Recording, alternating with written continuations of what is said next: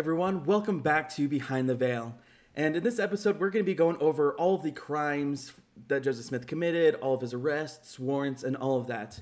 But before we dive into that today, I want to remind you guys that we do have a coffee donation link in the top of the description. So if you enjoy these videos that we are creating, please, I encourage you to click that link down below and buy us a coffee, which honestly, I love the name of that donation page because it's so ironic for the type of channel that we are as an ex-Mormon channel. But anyway, let's go ahead and dive into today's episode. And as we go through this podcast, it will become abundantly clear that Joseph Smith lived a life of criminal behavior that escalates over the years, from deceiving people with his rock and a hat treasure digging tricks, from assault and battery, attempted murder, adultery, fornication, escaping from custody, running from the law, and it all eventually catches up with him in Carthage jail while he's awaiting trial on a multitude of charges. So stick around as we detail Joseph Smith's life of crime and running from the law, which paints an entirely different picture of this so-called prophet of the LDS Church that he tries to portray. So the first warrant that was issued for Joseph Smith's arrest was on March 20th, 1826, and this was issued by Judge Albert Neely. Joseph Smith was 21 years old at the time, and he was charged with being a disorderly person.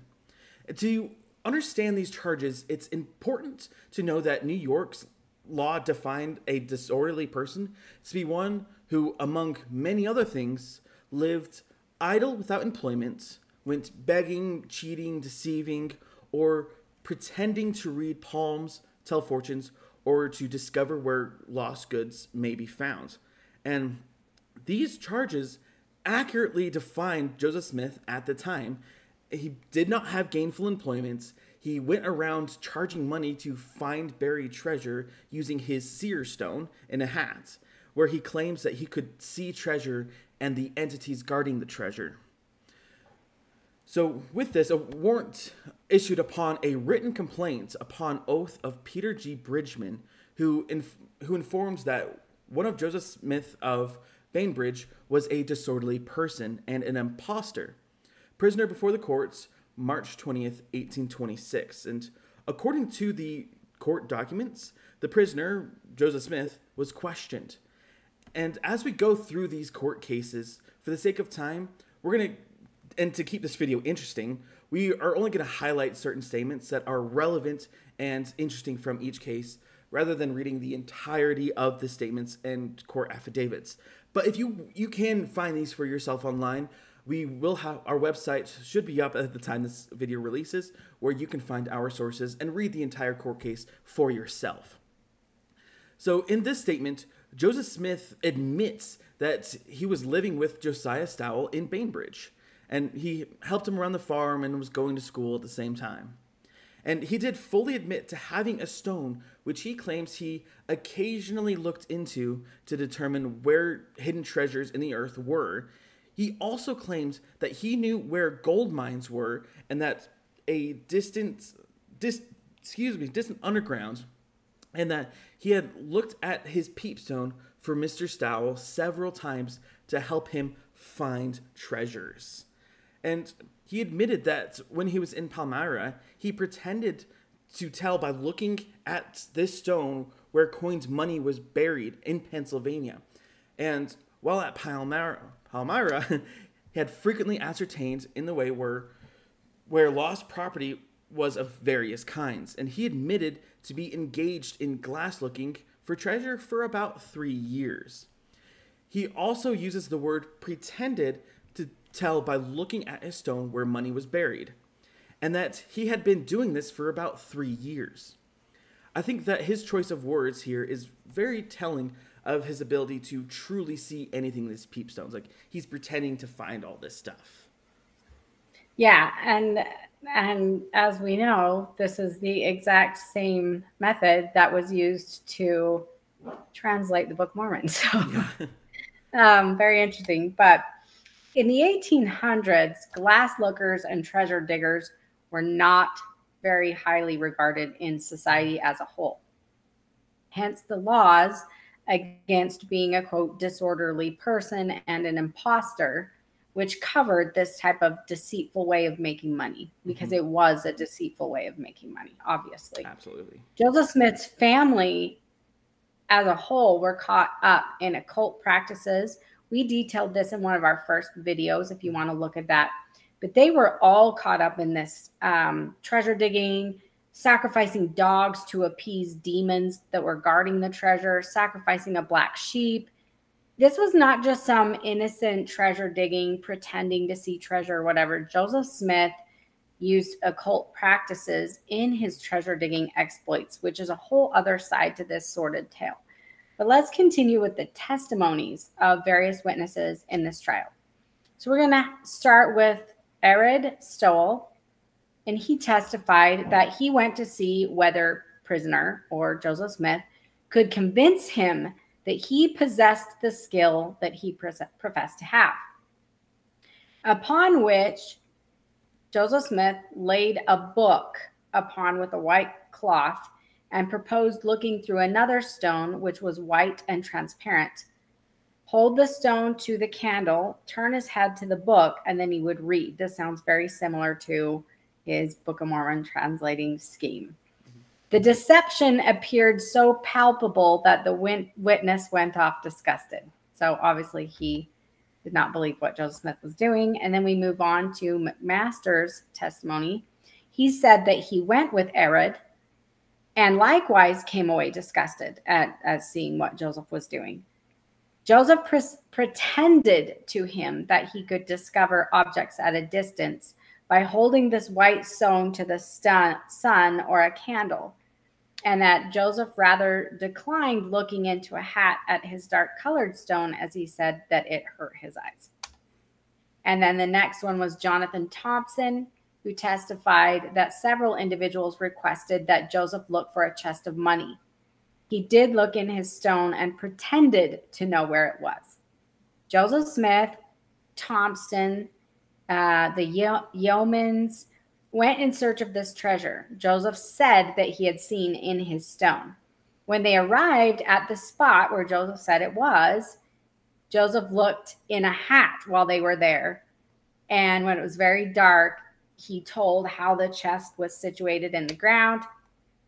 He looks in his hat with a rock and claims that he had discovered that there were 2 Indians who had buried this trunk of treasure, and that a quarrel ensued between these 2 Indians, and that one of the Indians was killed by the other and then thrown in the hole next to the trunk to guard it, as Joseph supposed this was what happened. The sad part of Thompson's testimony is that he claims he believed Joseph Smith possessed this skill.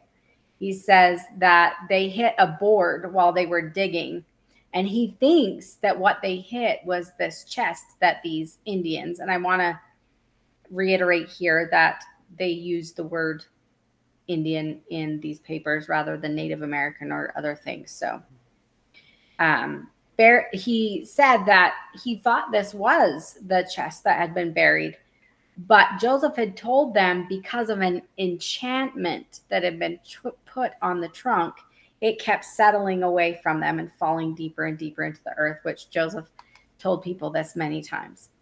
It's just a ruse. And his ruses always included enchantments, evil spirits that were guarding treasure, and the treasure would sink further in the earth. He claimed that a lot. And this was the reason he would say that no treasure was ever found, because of all of these evil entities that were angered and took the treasure, or it fell down more in the earth. It's just ridiculous. But the court then, after all the testimony is given, the court then issues the following statement.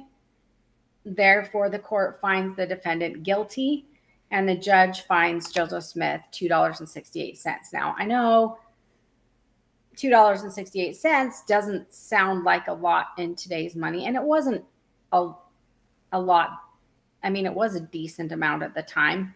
So to help you understand this in today's terms, he was fined roughly $72 or $71.96 in today. So it's not a huge amount of money, But again, he was found guilty of doing this. It was a crime, and he was fined. Yeah, and you'll see as we continue on, his very first crime was this roughly $72. But then as he gets convicted of more and more and more things, the price just goes up and up and up and up. And you'll see as we continue on that. Yeah, until his bail is extreme amounts of money. Yeah. Yeah, and yeah, we'll get into all that in just a moment. And then we've also got a Wesley P. Walters who found the documents from Joseph's first trial, and he said the Peepstone story can no longer be set aside as vicious story circulated by those who wish to persecute the budding prophet. For this new evidence dated 4 years before he founded his church. Witnesses incontrovertibly to Joseph's early glass-looking activities. So he's saying this isn't persecution regarding his church. The church isn't even founded yet. It's not a thing. This is just Joseph committing crimes.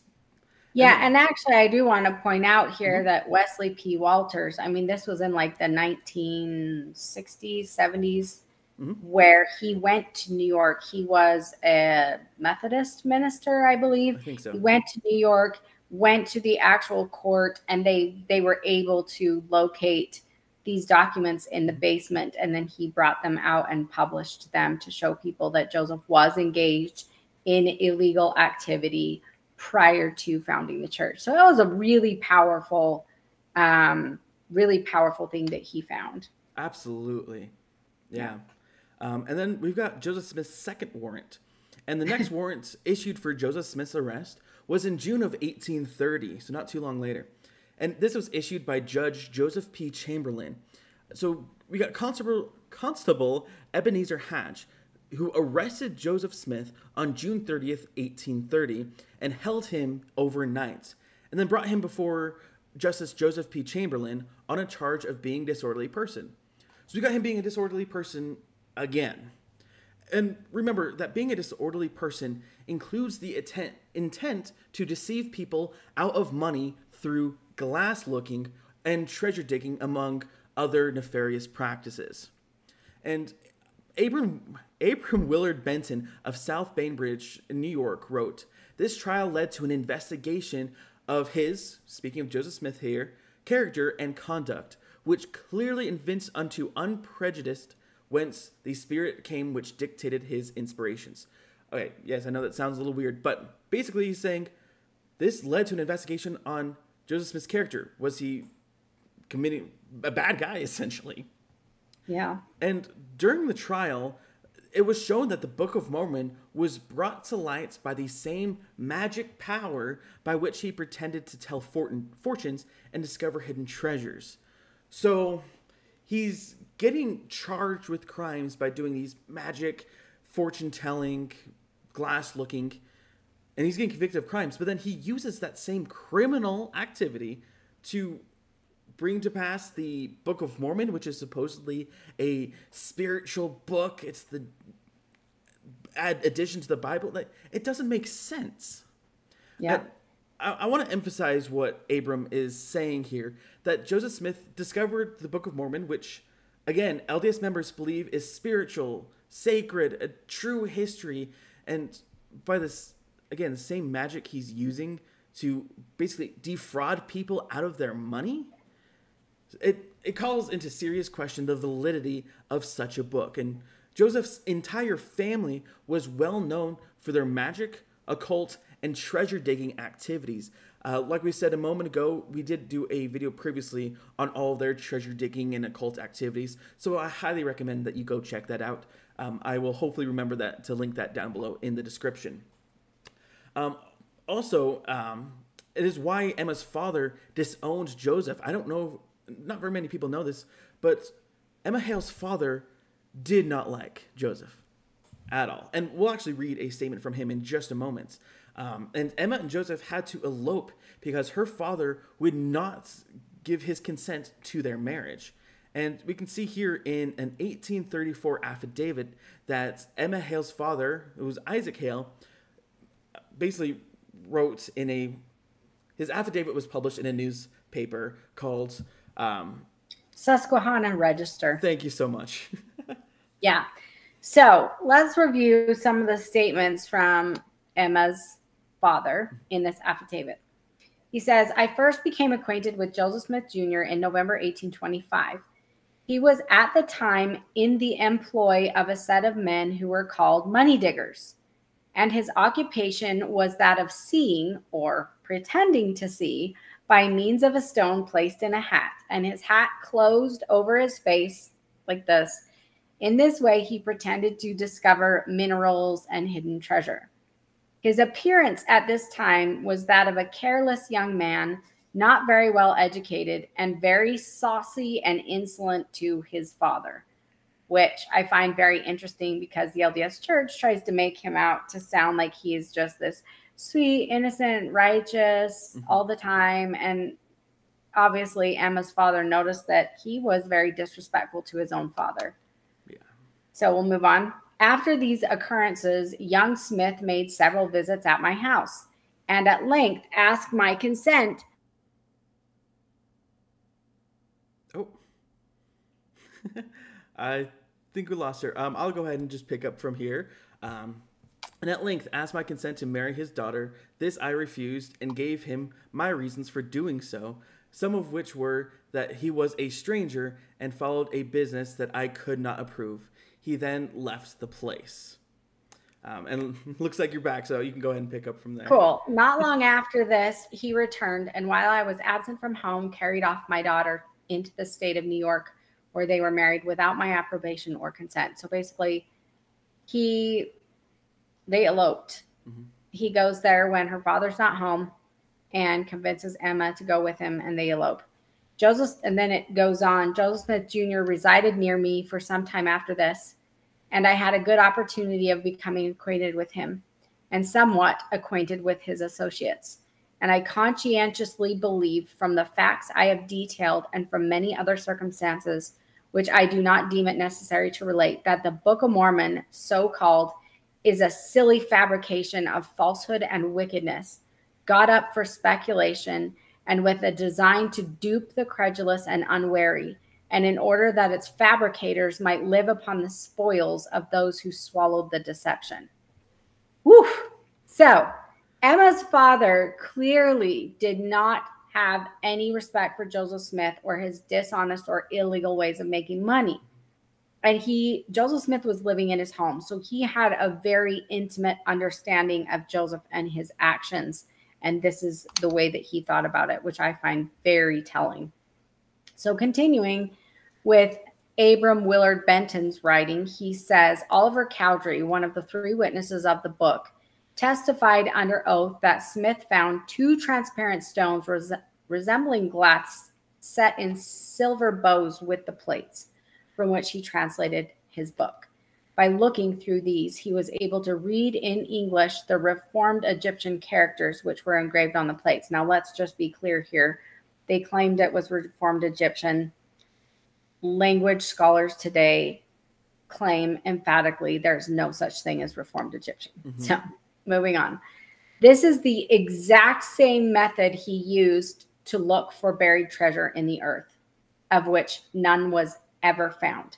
There is nothing unique or divine about looking at rocks in a hat, as this method was used by many, many, many money diggers throughout the U.S. at the time. So it was not unique to him, but it was also a method that he used to swindle people for years prior to his claims of translating the Book of Mormon by this method. Yeah, it's crazy. Like, I don't know. Never mind. We'll continue on with Oliver Cowdery. I apologize. I lost my train of thought there. So Oliver Cowdery claims so much for the gifts and power of God by which Smith says he translated his book. Two transparent stones, undoubtedly of the same properties, and the gift of the same spirit as the one in which he looked to find his neighbor's goods. So again, here we got Oliver Cowdery saying it's the same properties, the same gift of finding these hidden treasures, and then used to translate this book, the Book of Mormon. And it's reported and probably true that he commenced his juggling by stealing and hiding property belonging to his neighbors. And when inquiry was made, he would look into his stone, his gift and power, and tell where it was. So he's trying to give himself credibility with this glass-looking power by stealing from his neighbors, hiding their stuff, and like, oh, you lost your thing? I can help you find it with my glass-looking. It's stupid. Kind of like the story where he pretends to be the Holy Ghost at people's baptisms and is running around in a sheet across the river until they catch him. Oh my gosh, I forgot about that one. It's all the things he did to try to like give himself credibility. It just makes him look dumb. Oh yeah, it totally does. Then jumping over to Josiah Stowell, a Mormonite, being sworn, testified that he positively knew that said Smith never had lied to or deceived him, and did not believe he ever tried to deceive anyone else. The following questions were then asked to Josiah Stowell. So he was asked, did Smith ever tell you there was money hid in a certain place, which he mentioned? Yes. Did he tell you you could find it by digging? Once again, yes. Did you dig? Yes, they did. Did you find any money? No. Nope. Did he not lie to you then and deceive you? Josiah responded, no. The money was there, but we did not quite get to it. Like, you say you believe him where the money was buried. You're like, oh, we just didn't quite get to it. And then he was asked, how do you know it was there? Smith said it was. He certainly didn't lie. Exactly. And apologists claim that Josiah Stowell and others testified in support of Joseph Smith. And the reason they give that Joseph was not guilty of the charges against him. As you read through the court case and the testimony of these individuals, you can see that as the apologists claim, they did in fact testify in support of Joseph Smith. They're like, oh yeah, he wasn't lying. Did you find the money? No. Did you know it was there? Joseph said it was. Yeah.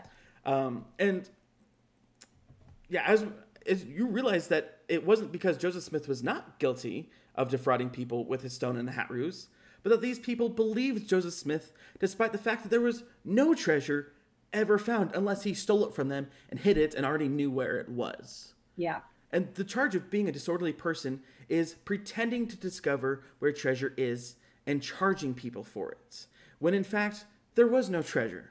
According to the testimony in this case, that is exactly what Joseph Smith is doing. Yeah, and he was doing this for years. Mm-hmm. So, yeah, I mean, a prophet of God that's defrauding people and all of this, that's quite an interesting leap there. But yeah. So next to testify in this court case is Addison Austin. And he was called upon to testify and stated that at the very same time that Stowell was digging for money, he, Addison Austin, himself was in the company with Joseph Smith alone. And he asked Joseph to tell him honestly whether he could see this money or not. And he says that in his testimony that Smith hesitated for some time and then finally replied to him, "To be candid, between you and me, I cannot, any more than you or anybody else, but any way to get a living." So basically Joseph is saying, I can't really see any of this, but I'll do anything to make a living. That's literally what he's saying. We have his own confession that he was a vile, dishonest imposter. As regards to the testimony of Josiah's soul, it needs no comment. So this is, you can see exactly, Josiah may not have believed that Joseph was deceiving him, but they still didn't find treasure. Mm-hmm. So we have another witness testifying that Joseph admits he cannot see anything in this stone and a hat ruse, but he'll do anything to make a living. Addison Austin is actually the one that used those words, vile, dishonest imposter. Mm-hmm. That was not my comment. That was actually what was said during this court case. LDS members and apologists claim that Joseph Smith was persecuted for his faith. And because he claimed to see God the Father and Jesus Christ in a vision, that he was persecuted. Problem is that he didn't even write in his own journal about any sort of vision until 1832, which is long after most of this was going on. These claims become quite comical when you do a deep dive into Joseph's criminal activities and dishonest behavior throughout his life, and statements he made to other people about stealing from the, quote, Gentiles. Then you start to see that he was full of criminal activity and harmful behavior towards other people, which would lead those people to not like him. Even his own father-in-law was disgusted at his behavior and dishonest ways of making a living. So then we find an account that was published in the Boston Christian Herald. And it says this: "We have before noticed the barefaced and outrageous delusion abroad in the country under the name of Mormonism. And though it is so shocking to common sense to reflect upon such a silly and egregiously absurd, though wicked system, yet the public mind ought to be informed of every circumstance connected with the history of these deceivers and disturbers of good order and decency." These are some pretty strong words. Yeah. They go on to say, "We understand that Smith is now in this city, or has been within a few days, and a Christian community ought to arise and thrust him back to the den of his ignominy. A friend has requested us to insert the following account of the trial of Joseph Smith Jr. for a breach of the peace in looking through a certain stone to find hid treasures." So they're trying to warn the people as Joseph Smith is coming into their town, do not believe this guy. He is a deceiver. He is a disturber of the good order. But then, as this article is published, the editor of the Boston Christian Herald decides to make a few remarks to go along with the publication of this. And he says this: "Our readers are probably acquainted with the origin of this sect and their Bible, and that 2 of the Mormonite preachers have visited this city and made a number of proselytes. Joseph Smith Jr. is the founder," and he calls him this, "a barefaced impostor, his moral character of the darkest hue, his name a derision, shunned by all decent society and disowned by his pious father-in-law. He associated himself with characters, though of less intellect, yet equally base and profligate, and for some years have been practicing upon the credulity of the weak. Many have been swindled out of their property by these false prophets. Let others take warning." There's a lot of strong words against Joseph Smith and the Mormons at this time. There's a reason that they were disliked. It was because of their poor moral character. Of course, Joseph Smith and the rumors of polygamy. He is marrying underage girls. He is marrying already married women. He is deceiving people out of money. People know his reputation, and that is why they did not like him or the Mormons.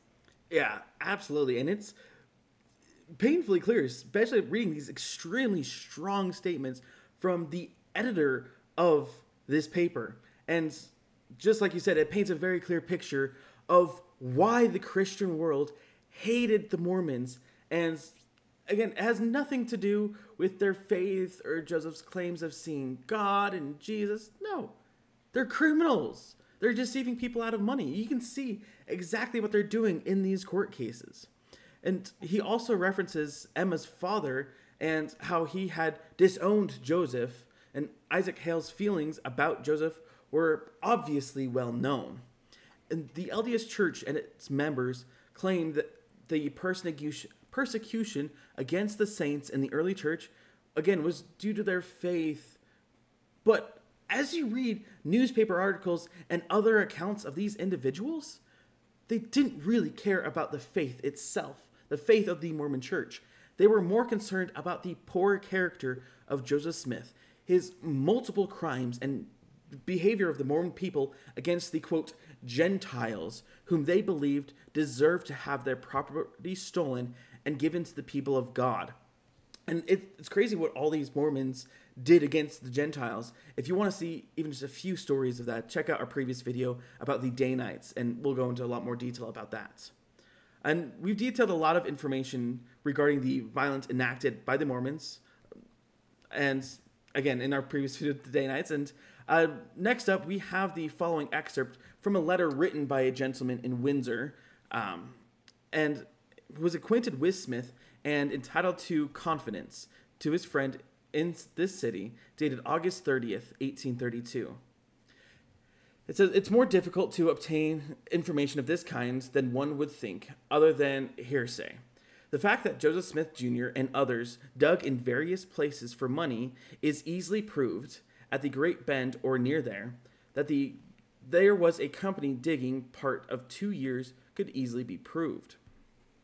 But that Smith said that there was money buried there by some Spaniards who could not be so easily proved. Though it is generally believed, and also that toward the last of the digging there, he sold out shares in the treasure to as many as he could, and when he quit digging, said that the money had sunk down to great depth. So it's crazy. It's like, oh, there's going to be a treasure here. Invest in this. Oh, shoot, now that you've given me money, the treasure's gone now. Sorry, thanks for your money. Yep, that's what it was. And then it continues on saying, I called several persons to gain what information I could. The most I could get was hearsay. Among others, I called on Mr. William Davenport, who went out with the Mormons to Ohio and has since returned. He says that he bore his own expenses out, but was often importuned by their leader to put his money into the common stock, and was told that those who did not would be struck dead in the moment they arrived on the promised land. And it's important to emphasize what Joseph told the people who went out money digging with him. He tells them that they must put in their own money into the common stock, much like the law of consecration. The LDS people still believe in, and that was created by Joseph Smith, to concentrate resources of the members of the church and have total control over them. And we also mentioned law of consecration in the previous video and how it kind of sounds like communism. Yep. And if they were not willing to give their money to Joseph Smith, they are told they will be struck dead the moment they arrive on the promised lands. And he tells like Ananias and Sapphira in the New Testament. Yes. It's like using scripture to justify saying, if you don't give me money, you'll be struck dead. Seriously. Which is interesting because Ananias and Sapphira are struck dead because of a money that not giving, withholding money that was given. But we're talking about a scriptural reference versus Joseph Smith saying, give me money or you'll be struck dead. Oh, it's so dumb. He uses so many scriptures for his own gain. Yep. And so, yeah, the coercion used by Joseph Smith is just despicable at this point. But then this statement continues on, saying, he said that the only object of letters was in this, to get the money into their own hands and keep it. He mentioned a widow with the last name of Peck of Bainbridge, who, he said, paid in $500. That was a lot of money back then. That's a ton. And went with them to dig for treasure, but could not get a cent on the way to cure something for a sick child. So she invested $500. And again, this is in the 1830s. If you think of inflation, that's got to be close in like the thousands of dollars today. Yeah. And she was investing this, hoping to get money for a sick child. But, of course, Joseph Smith scammed her out of that money. Yeah, that is, again, another really despicable example. And we only get this little quote of it, but it just kind of paints this picture of these little comments that people are making where Joseph really honestly did not have any concern for this woman or her sick child. Everything was about money. Smith pretended to go into the woods. So he's continuing on saying that Smith pretended to go into the woods to converse with the Almighty. Mr. Davenport said that he had lately received a letter from William Newman's widow, who went out with the Mormons and had since left them and got married, stating that a Mr. Rigdon or a name that sounded like it, their principal preacher under Joseph Smith, said lately that the Mormon religion was not true and in consequence has been silenced by Smith, which sounds about right.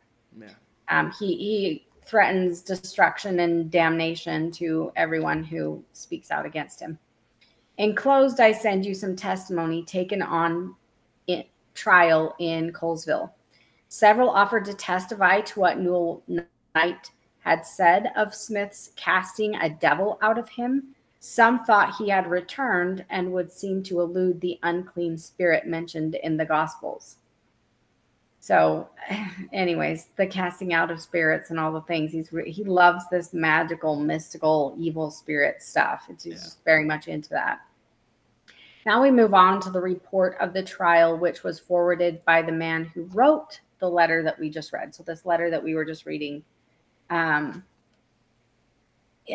this is in the state of New York in Broome County.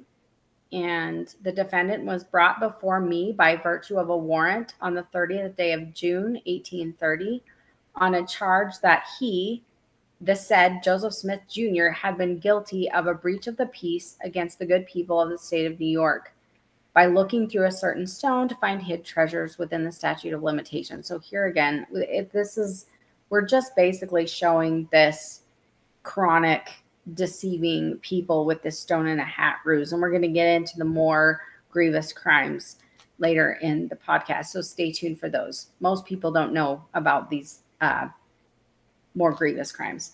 So to the charge, the defendant pleads not guilty. Of course. At the instance of the people, Joseph Austin was by me duly sworn and says that he had been acquainted with Smith, the prisoner, for several years.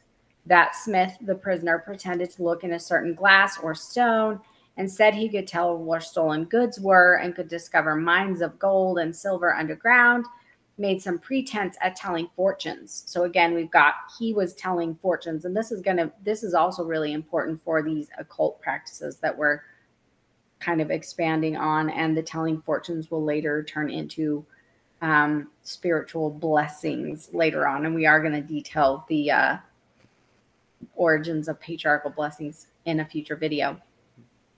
But he, the witness, never knew of the prisoners finding anything by this pretended art, which he didn't.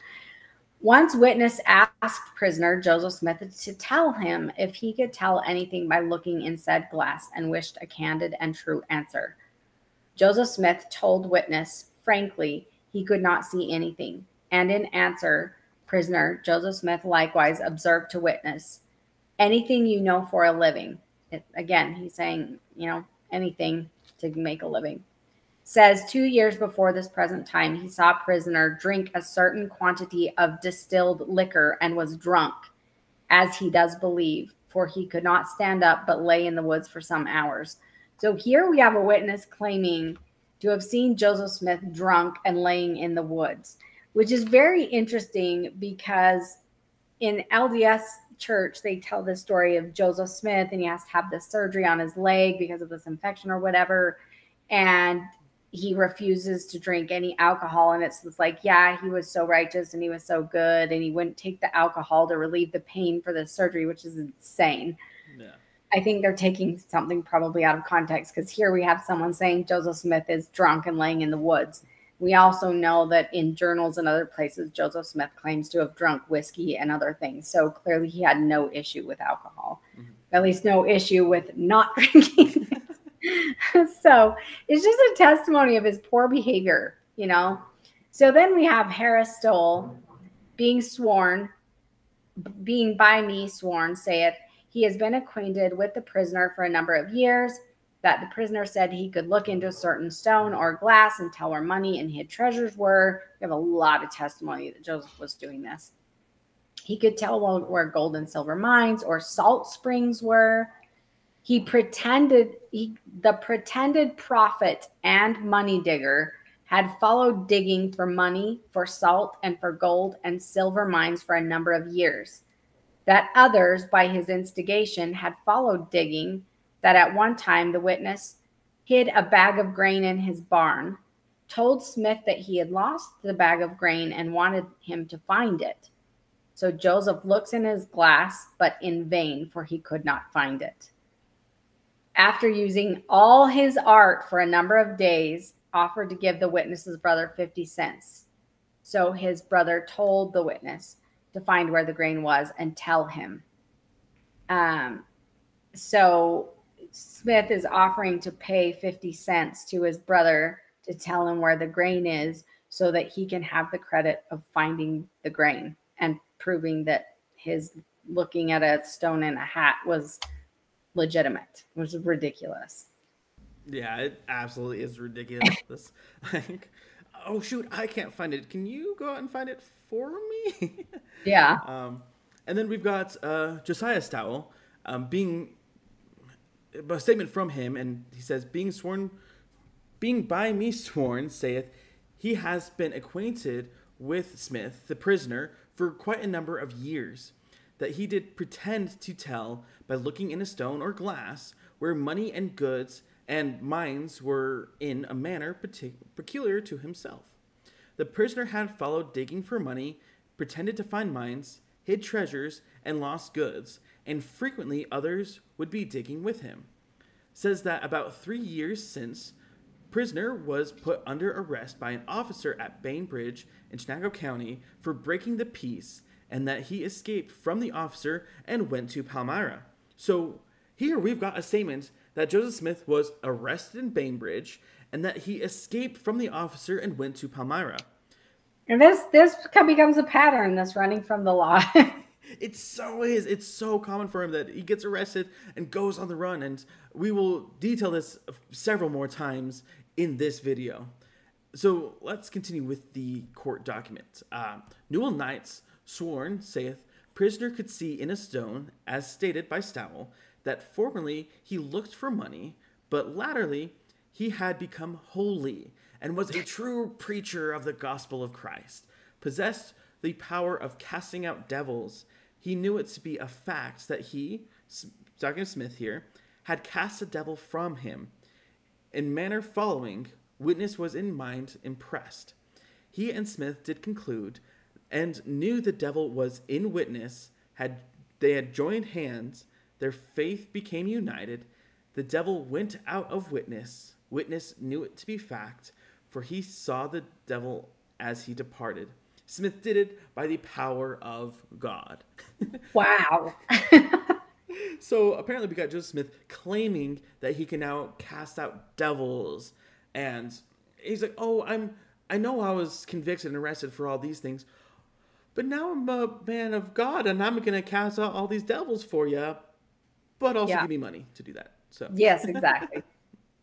So here we have a very detailed look at the connection between Joseph Smith's illegal activity of looking at a seer stone in a hat and charging people money to dig for treasure that they obviously never found because it never existed in the first place. Yep. And then all of a sudden, Smith claims that he sees where ancient plates were buried in a hill, and he finds these plates all by himself, and then claims that God says he can't show them to anybody. He needs to keep these things hidden.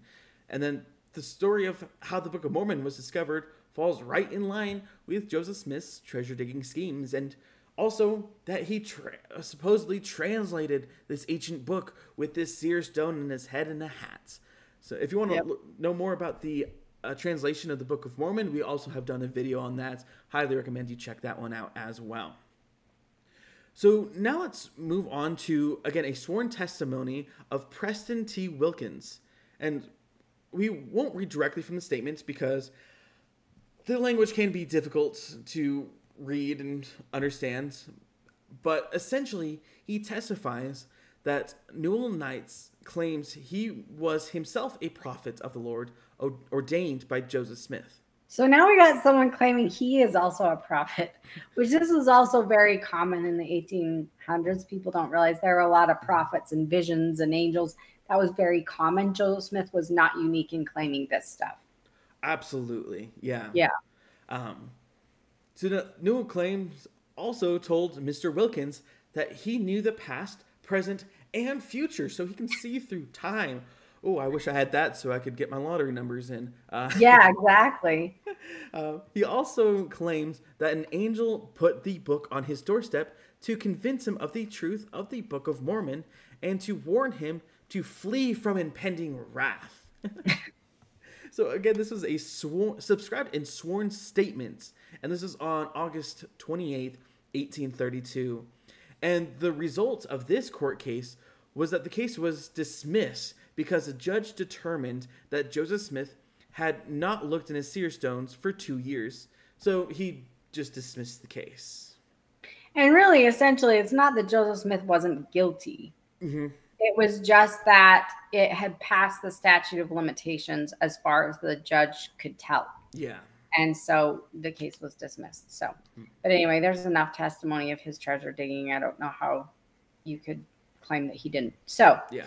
Next up, we have a very interesting case where Joseph Smith is charged with assault and battery. So now his charges are escalating. Mm-hmm. We've had a lot of this treasure digging, occult practices, all that kind of stuff. And now we're moving into deeper stuff. We're going to get into later on attempted murder and even deeper stuff. But now we've moved on to assault and battery. In April of 1835, he was charged with assault on Calvin Stoddard. Stoddard testifies that Smith had irritated him in a controversy about water. He had affirmed that there was water on a certain lot, which Smith denied. As Smith passed towards his house, he, meaning Stoddard, followed him and said, "I don't fear you or no other man." Smith then came up, struck him on the forehead with his flat hand. The blow knocked him down, and then Smith repeated the blow 4 or 5 times, very hard, made him blind. Smith afterwards came to him, asked his forgiveness. Stoddard was satisfied and had forgiven him and would forgive any man who would injure him and then ask for his forgiveness. So essentially, I mean, this man is saying he hit me. I don't know about making him blind. That's quite extreme for someone hitting you over the head with their hand, but whatever. But then he says he's forgiven him and he's satisfied. Then William Smith testifies, which is Joseph's brother. So, he saw Stoddard come along cursing and swearing. Joseph goes out.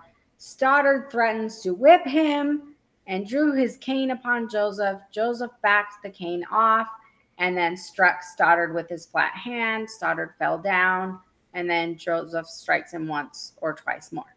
So we have a little bit different of a narrative, but still we have Joseph hitting this man. It's just that Joseph's brother is saying that Stoddard was kind of the instigator here, whereas Stoddard is saying that it was Joseph that was the instigator. But then we have Mrs. Smith, who was Joseph Smith's mother, and she testifies. And she says that she saw some of the affray, as she calls it. She was upstairs, heard Stoddard talking loud, called Joseph a damned false prophet. Yeah, that's fair. Yeah, that's fair. And a damned one other thing or another. She saw Joseph slap him. She did not hear that Stoddard say he would flog him and did not see Stoddard attempt to strike Joseph. And then we have Burgess, who testified, says that Stoddard struck Smith first. So he's the only one that says that Stoddard struck Smith first and raised his cane in a threatening attitude when he was down. So we've got, it's interesting. We have Stoddard testifies, but then we've got Joseph Smith's mom and his brother. And then I don't know who this other guy is.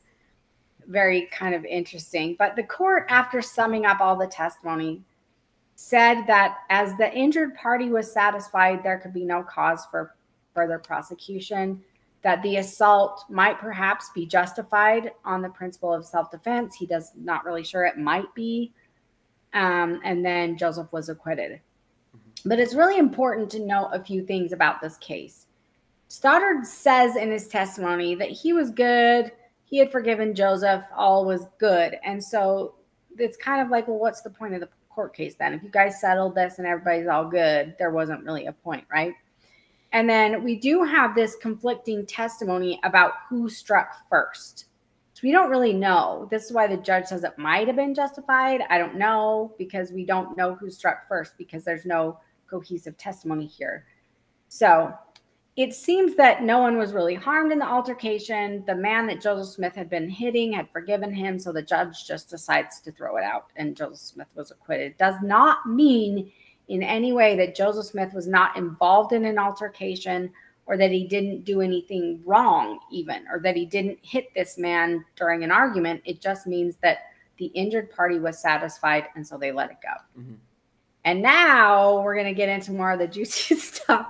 And this is stuff that most members of the LDS Church have no idea that Joseph Smith was involved in or even guilty of. And they have no idea how high the bail was and the fines were in a lot of these charges. So, yes. So first off, in February 1837, Joseph was charged with illegal banking. And again, in February 1837, Samuel D. Rounds swore in a written statement against Smith and Sidney Rigdon for illegal banking and issuing unauthorized bank paper. Just because they were printing their own money. Yeah, exactly. You can see it here on the screen. We got the Kirkland Safety Society Bank. And completely illegal here. And at a hearing on March 24th, the court found sufficient evidence for the case to go to trial. In October, Smith and Rigdon were tried in absentia after having left Ohio for Upper Canada. So they're like, oh, crap, we are going to get in trouble for this. Let's go to Canada. Yeah, they ran from the law. Yeah. And they were both found guilty, and both Smith and Sidney Rigdon were fined $1,000 each. And I want to put this into perspective here. $1,000 in 1837 would have been equivalent to $32,000 in 2024. Yeah, this was no small thing. I mean, it was bank fraud what they were doing, and they were found guilty, and a lot of members don't know that. Yeah, it's so true. And they were charged a hefty fine. They really, $32,000 is insane. And then, of course, Joseph Smith wants to avoid this, and so does Sidney Rigdon. So they flee to Canada and trying to evade the law. And yeah, and then we'll jump over to June 1837. Joseph Smith is charged with conspiracy to murder Grandison Newell. So we start with, oh, he's a disorderly person. Oh, now he's jumping up to assault. Oh, crap, we got bank fraud now. Now we've got conspiracy to commit murder. He is escalating real quick here. And life of crime. Seriously. On April 13th, 1837, Grandison Newell filed a complaint before Edward Flint, a justice of the peace in Painesville, Ohio, alleging that Joseph Smith had threatened to kill him.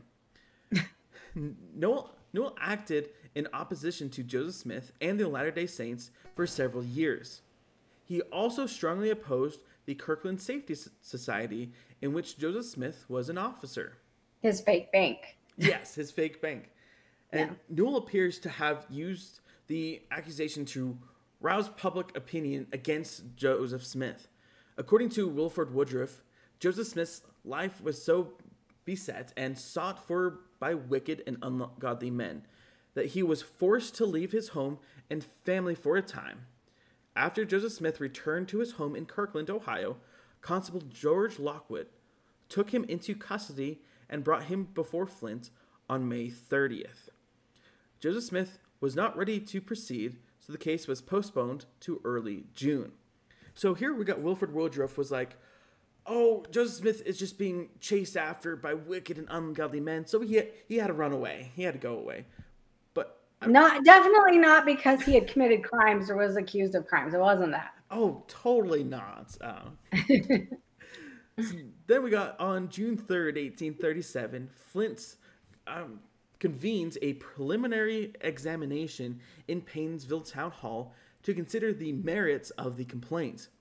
James Payne served as counsel for the prosecution. Benjamin Bissell and William Perkins represented Joseph Smith. Several witnesses were sworn in. Flint's docket entry for this preliminary examination contains little detail about the testimonies, but luckily, a local newspaper, the Painesville Telegraph, published a more detailed account, and it is unknown who made these notes or how accurately they captured what the witness said at the hearing, but it's at least something to go off of. Yeah, so the most revealing testimonies came from Orson Hyde and Solomon Denton. According to the Telegraph's account, Hyde testified that in early 1837, he had conversed with Joseph Smith and others about the threat of litigation against the officers of the Kirtland Safety Society. Obviously, we're printing money. They were doing illegal things, so there was obviously going to be a threat. But according to Orson Hyde, Joseph Smith stated that Newell was the only person who might bring such an action against them. And so Hyde further claimed that Joseph Smith said that, quote, Newell should be put out of the way or where the crows could not find him. This was something commonly claimed by the Day-Nights. In our previous video, there's a lot of testimony about Joseph Smith and also Brigham Young saying we need to put this person out of the way. Very common claims. And if you kind of follow the stories of our videos, you'll see that this idea of putting someone out of the way that's standing in the way of Joseph Smith is quite common. Mm-hmm. So Hyde claims that Joseph Smith declared that such an action would be justified in the sight of God. So if you're ever in opposition of Joseph Smith being damned, destroyed, murdered, whatever, it's all justified in the sight of God, apparently. The Telegraph's account noted that Denton, a former Latter-day Saint who had been excommunicated from the church around April 1837, testified that in April or May 1835, he and a Mr. Davis, presumably Marvel Davis, had discussed assassinating Newell. Denton recounted borrowing pistols and having a conversation with Joseph Smith in which he claimed Joseph Smith encouraged him to kill Newell. Denton explained that he and Davis decided not to act after considering the atrocity of the crime. Sidney Rigdon testified that he had heard of the plot by Denton and Davis in 1835 and informed Joseph Smith, who had claimed to have no knowledge of the conspiracy, which of course he would, right? Yeah. Rigdon indicated that Joseph Smith subsequently spoke with the two men, apparently to enjoin them to desist from their evil course. According to the Telegraph's account, other witnesses testified that they had never heard Joseph Smith make any threats towards Newell. One witness stated that Joseph Smith had said Newell might be killed if he were to lead a mob against the saints.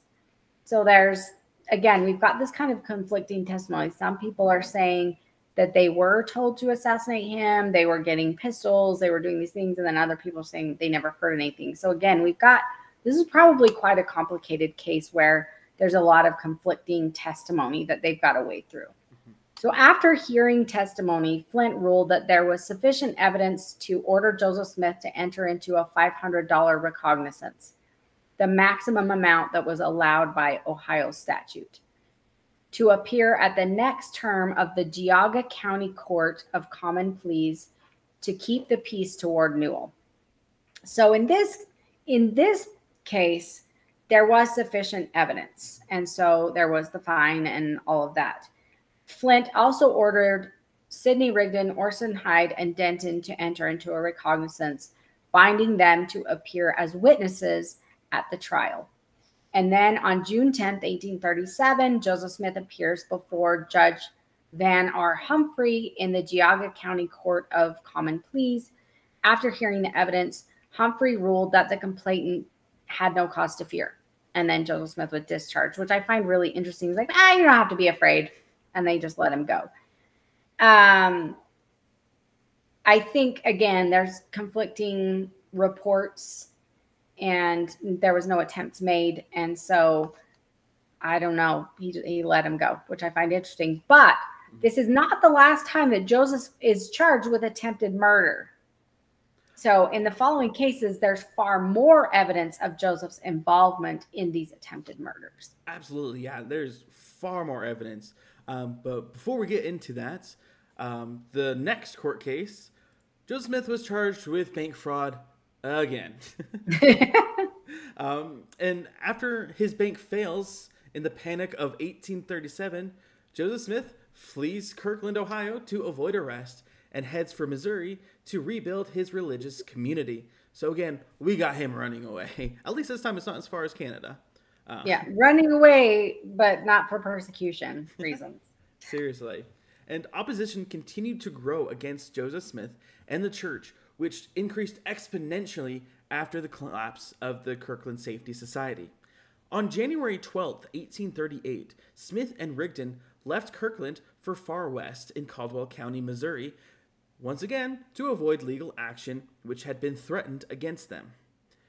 At the time, historian Brody reports that there were at least $6,100 in civil suits outstanding against Smith in Chardon, Ohio courts, and an arrest warrant had been issued for Smith on a charge of bank fraud. So that's a lot of money. That's a ton of money. Like when we said he was charged $1,000 earlier, and that was $1,000 was the $32,000 fine. Now we just got a little over 6 times that. It's fine. Yeah. And then by mid to late 1837, many Latter-day Saints, including many prominent leaders, became disaffected in the wake of the Kirkland Safety Society's banking debacle, in which Smith and some of his associates were accused of illegal or unethical banking actions when the bank collapsed after just 1 month of operation. And I find it interesting that Joseph Smith claims he received a revelation to start his own bank, but it collapses after a month. And it costed so many people dearly. It costed so much. So if you really think that Joseph Smith received revelation from God, God was like, Joseph Smith, you need to create a bank, but I'm going to have it fail in a month and cost a lot of people a lot of money. So, whoops, sorry. Epic fail on that revelation. Seriously. And then we got Wilford Woodruff, who remained true to the church and became the 4th president of the church, confirmed the fact that Joseph Smith claimed to have, once again, a revelation concerning the bank. Under the date of January 6, 1837, he recorded the following in his journal. I also heard President Joseph Smith Jr. declare in the presence of F. Williams, D. Whitmer, S. Smith, and W. Parrish, and others in the deposit office that he had received that morning the word of the Lord upon the subject of the Kirkland Safety Society. He was alone in a room by himself, and he had not only heard the voice of the Spirit upon the subject, but even an audible voice. He did not tell us at the time what the Lord said upon the subject, but remarks that if we would give heed to the commandments of the Lord had given this morning, all would be well. Oh, well, there's your failed prophecy, failed revelation, all in one nice package for you. Seriously. And it was like, oh, God is telling me with his audible voice to do something with the bank. What is it? Oh, I can't tell you that. But everything will be okay. Just do what I say. Yeah, everything's going to be fine. Right. Well, apparently it wasn't fine. So Fawn Brody details this about the demise of the Kirkland Safety Society anti-banking company. I want you to realize this was an anti-bank. Yeah. So here we go. If the bank needed a final blow to shatter what little prestige it still held among the faithful, it received it when Warren Parrish resigned as cashier, left the church, and began openly to describe the banking methods of the prophet. Parrish was later accused of absconding with $25,000. But if he took this sum, it must have been in worthless banknotes, since that amount in the vaults would have saved the bank, at least during Joseph's term as cashier. The toppling of the Kirkland Bank loosed a hornet's nest. Creditors swarmed in upon Joseph, armed with threats and warrants. He was terribly in debt. There was no way of knowing exactly how much he and his leading elders had borrowed, since the loyal Mormons left no itemized accounts of their claims. But the local non-Mormon creditors, whom he could not repay, brought a series of suits against the prophet, which the Geauga County Court duly recorded. These records tell a story of trouble that would have demolished the prestige and broken the spirit of a lesser man. So 13 lawsuits were brought against Joseph Smith between June 1837 and April 1839 to collect sums totaling nearly $25,000 in 1837. That is an incredible amount of money. Mm-hmm. The damages asked amounted to almost $35,000. Yeah, those damages, if you account for inflation, you're looking at like getting close to $1 million, maybe even just over $1 million. Yeah, just over $1 million. Yeah, he was arrested 7 times in 4 months. Now, a lot of people, oh, he was persecuted. He was being arrested on false charges. No, he was not. There was a lot of money that was lost, that was borrowed, that was not being repaid. They had documented, as we say, they had documented the amount of money that he was borrowing and not repaying. So he's arrested many times, and his followers, members of the church, managed to heroically raise $38,428 that was required to bail him out. Of the 13 lawsuits, only 6 were settled out of court, about $12,000 of the $25,000. So they were settled out of court. He was definitely guilty of this. Mm-hmm. In the other 7, the creditors either were awarded damages or won them by default. Joseph had many additional debts that never resulted in court action. Some years later, he compiled a list of still outstanding Kirtland loans, which amounted to more than $33,000. If one adds to these the 2 great loans of $30,000 and $60,000 borrowed in New York and Buffalo in 1836, it would seem that the Mormon leaders owed to non-Mormon individuals and other firms well over $150,000. That is a load of money. So let me put this in perspective, okay? The members of the church that raised bail of $38,428 in 2024, that would be the equivalent of $1.2 million of bail. That they had to raise in their time the equivalent of $1.2 million to bail Joseph out of jail. Now, that was only $38,000, the equivalent of $1.2 million. Joseph owed over $150,000 in all of this bank fraud. Millions of dollars that he owed. So you wonder why people are after him. You wonder why there's mobs. You wonder why there's stuff going on. It is not because of the LDS people's faith. Yeah, he's looking at upwards of $5 million in debt. $5 million that he owes. And he's not going to repay it. He's fleeing. Yeah, thank you for figuring that out. Joseph Smith flees Ohio to evade the law, and the Saints settle in Missouri. So why are they fleeing? It is not because of persecution for their faith. On August 10th, 1838, Joseph is charged with threatening Judge Adam Black. So now he's threatening a judge. There was a grand jury hearing scheduled, but what does Joseph do? He had fled to Missouri by this time. And he did not appear for the grand jury hearing. I swear, he flees he's going to Canada, he's going to Missouri, he's going everywhere, except for facing the consequences of his own actions. Yep.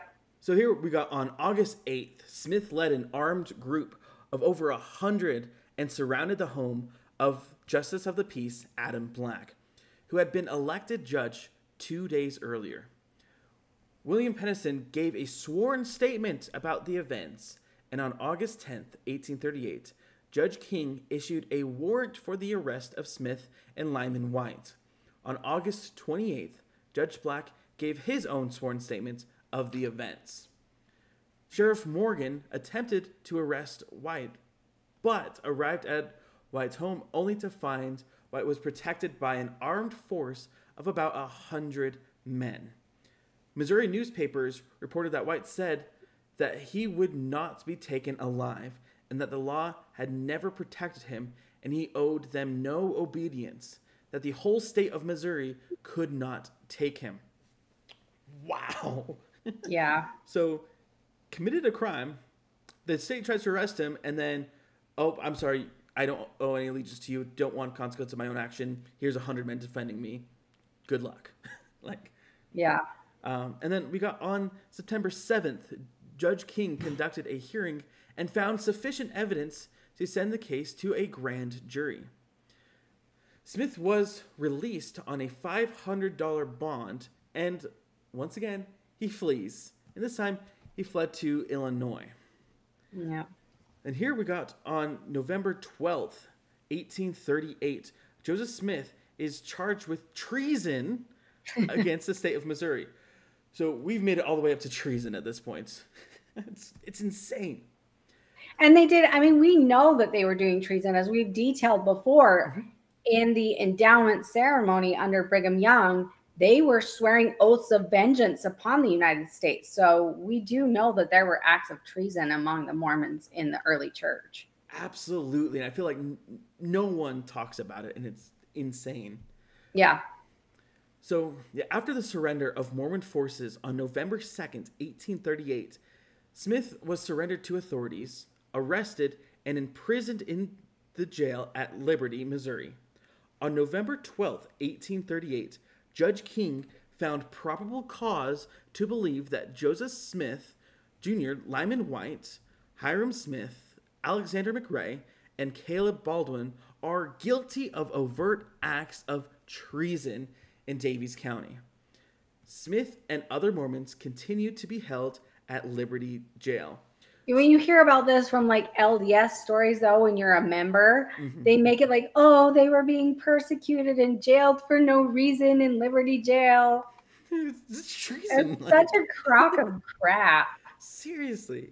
Yeah. And after a hearing conducted, and this one took a course of several days, April 9th to April 11th in 1839, Smith was indicted by a grand jury on the charge of treason. So they found enough evidence. He's guilty. Yeah. On April 16th, 1839, Smith and his companions were permitted to escape custody while they were being taken to Boone County. Smith fled across the border to Illinois. Missouri would spend several years attempting to apprehend and extradite Smith. And one thing is, they were permitted to escape custody while they were indicted by a grand jury on treason. I think that key there is they were permitted. Yeah. Somebody let them go. Yeah. I don't know if they got paid off. I don't know we don't know, but somebody let them go. Mm-hmm. Yeah. It's insane. Yeah. So in Illinois, between the years 1839 all the way through 1844, so we've got about 5-year period of time here. After fleeing Missouri, Joseph faced multiple attempts to extradite him, as we said before, back to Missouri on the charges of treason and conspiracy to commit murder. Illinois officials charged Smith with incitement of a riot, and he was also later charged with treason against Illinois. So here's the thing. You've got Missouri that wants him on treason and conspiracy to commit murder, but you also have Illinois wants him on incitement of a riot and treason and other charges. And so when they say that they won't extradite him back, it's because you've got two states like, we want him, you know what I mean? He's committing crimes in both of these states. Yeah. But Smith was killed by a mob while he was in jail awaiting the trial. So we move on to this one. I think some of the saints, the LDS members, know about this. But I don't think that they know the truth of it. They think Governor Boggs was the bad one in this situation. Mm-hmm. But when you understand the full story, our story on the Danites last week or last on our last podcast details this better, but he is charged with conspiracy to murder Governor Boggs. On August 8th, 1842, it was Smith and Porter Rockwell, who was a day-night, were arrested by Illinois law enforcement for their alleged roles in the attempted assassination of the former governor of Missouri, Lilburn Boggs. The municipal court of Nauvoo released Smith and Rockwell, after which they went into hiding from August 10th to December 30th of 1842. So, I mean, they are charged with a role in the attempted assassination of a governor. And of course, what do? They run, they hide. For months. For months, they're in hiding. Then Joseph Smith ultimately surrenders to authorities on December 30th. And on January 2nd, 1843, the extradition warrant was refused by a federal judge in Springfield, Illinois. So again, what I'm saying is Springfield's got their own beef with him. And so they're not letting Missouri extradite him back for the charges that they had against him there. And that's probably one of the reasons why he never really kind of ends up anywhere. He just needs to be in prison. So then we move on to charges of perjury, fornication, and polygamy that he's charged with in May of 1844. So now we're moving on towards the end of his life. In May of 1844, a Hancock County grand jury indicts Smith for perjury, fornication, and polygamy. The charge of perjury was based on testimony by Joseph H. Jackson and Robert D. Foster, while William Law's testimony led to charges of fornication and polygamy. So William Law was the one who was writing the Nauvoo Expositor. Mm-hmm. Smith appeared before the circuit court, and his trial was postponed until the next term of the court. And then he has charges of inciting a riot and destroying the Nauvoo Expositor in June of 1844. The Nauvoo Expositor was a newspaper that published only one issue, and it was dated June 7th, 1844, and I actually have a copy of that issue. It's quite interesting. The Expositor was founded by several seceders from Smith's church. They were critical of Joseph Smith and other church leaders. Those who published the Expositor espoused a belief in Mormonism, but criticized Smith for doctrines such as plural marriage and exaltation. As Mayor Smith, so Smith is the mayor of Nauvoo. Of course he is. And the Nauvoo, I know. And then he makes laws that you can't, like, he makes all these laws so that people can't, like, get him legally while he's in the city and stuff. But Nauvoo City Council declared the newspaper a public nuisance and ordered the printing press destroyed. The town marshal carried out the order that evening. On June 11th, the Hancock County Justice of the Peace issued a warrant for the arrest of Smith and 17 other individuals on charges of inciting a riot. Constable David Bettisworth was tasked with arresting Smith and conveying him to the Hancock County Court. Rather than return with Bettisworth Court, Smith instead petitioned the Municipal Court of Nauvoo to dismiss the charges. Now realize, the Court of Nauvoo, he is the mayor of Nauvoo. These are LDS people. So he's trying to get his members of his church to dismiss these charges rather than go outside of his Mormon following and be charged that way, which I find really interesting. Yeah. And it got to the point where Smith declared martial law in Nauvoo in June of 1849 and call out the Nauvoo Legion. It was actually on June 18th, not 1849. He would have been dead by then. Oh, I sincerely apologize. I misread that. That's for some reason a reference, but yeah, June 18th. June 18th. I'll have to fix my script there. So June 18th, and called out the Nauvoo Legion, which was an organized city militia of about 5,000 men. And this was in response to Governor Ford's organization of a state militia to arrest Smith. And Smith, big surprise here, fled Illinois to avoid arrest, crossing the Mississippi River into Iowa.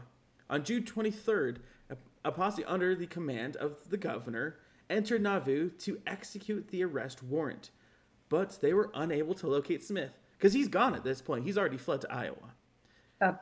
And on June 25th, Smith and his co-defendants surrendered to Constable Bettesworth on the original charge of inciting a riot.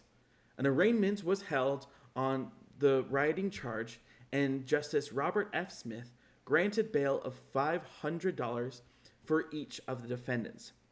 I'm surprised how low that bail is set, but whatever. Yeah. And then we're going to finish this out with treason against Illinois in June of 1844. So after bail was granted under the previous charge, Augustine Spencer immediately swore out a warrant alleging that Smith had committed treason by calling out the Nauvoo Legion to resist the force under the command of the governor. And on June 24th, 1844, a warrant was issued charging that Joseph Smith, late of county aforesaid, did on or about the 19th day of June, 1844, at the county and states aforesaid commit the crime of treason against the government and the people of the state of Illinois. So that's a little confusing there, but basically, St. was really saying Joseph Smith committed treason for bringing out the Nauvoo Legion to fight the government, essentially. Yep. And bail could not be granted for a charge of treason, so Smith was placed in jail where he was accompanied by his brother Hiram Smith and other associates. And on June 27th, Smith and Hiram were killed by a mob in jail while they were awaiting trial. Joseph Smith's lifetime of run-ins with the law finally caught up with him on June 27th, 1844. And that was when he was killed. And and the thing is, like, when I, as a member of the church, you know, you're led to believe that in Carthage jail that he, you know, these are spurious charges. He was being persecuted. He had no reason to be there. He was totally innocent and all of that. But when you get into the court documents and you get into all of this information, you start to realize that that is not the case at all. Not at all. He's organizing the Nauvoo Legion to fight against the government who are trying to arrest him on legitimate charges. He's running from the law, going from Missouri to Illinois to Iowa and all over the place, running from the law. You start to realize that he lived a life of crime, and it finally caught up with him. And that's just what it was, plain and simple. He was not a prophet of God. Not at all. Yeah. And it's so sad how, like, all the crimes he committed, all the people that were hurt by these crimes is just insane. And we did briefly mention the Joseph Smith's death in this here at the end, but there's also a lot more information regarding that. So we will cover that more in depth in a future episode. But that is all we have time for today. So I'd like to thank everyone so much for watching. We are currently working on a website. It should hopefully be up by the time this video is released. It's churchexpositor.com. That will also be down below in the description. We've also got an Instagram page, Behind the Veil YT, and we're also on TikTok with the same handle. So if you'd like to check us out on other platforms, that would be wonderful. And then again, we do have that coffee donation link in the description down below, and that's what helps us create these podcasts for you all. But that's all we have time for today, so thank you so much for watching, and I look forward to seeing you again in 2 weeks.